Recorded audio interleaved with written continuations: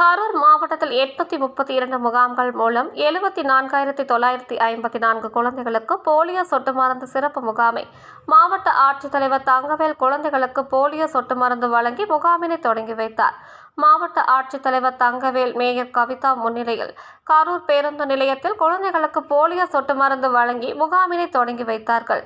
கரூர் மாநகராட்சி பகுதியில் 91 முகாம்களும், குளித்தலை நகராட்சி பகுதியில் 13 முகாம்களும், கிராமப்புற பகுதியில் 724 முகாம்களும், நடமாடும் மருத்துவ குழுக்கள் 3 என மொத்தம் 832 முகாம்கள் மூலம் 74,954 குழந்தைகளுக்கு போலியோ சொட்டு மருந்து வழங்கும் முகாம் இன்று தொடங்கி நடைபெற்று வருகிறது.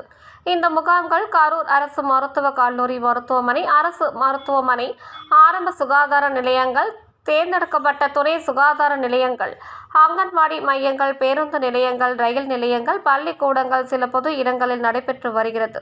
மேலும் பேருந்து நிலையம், ரயில் நிலையங்களில் மட்டும் தொடர்ந்து இந்த முகாம் 3 நாட்களுக்கு 24 மணி நேரமும் நடைபெற உள்ளது. கரூர் மாவட்டத்தில் ஆண்டிப்பட்டி, கோட்டை மற்றும் மணவாசியில் செயல்பட்டு வரும் சுங்கச்சாவடியிலும் டோல்கேட் இந்த முகாம் செயல்பட்டு வருகிறது.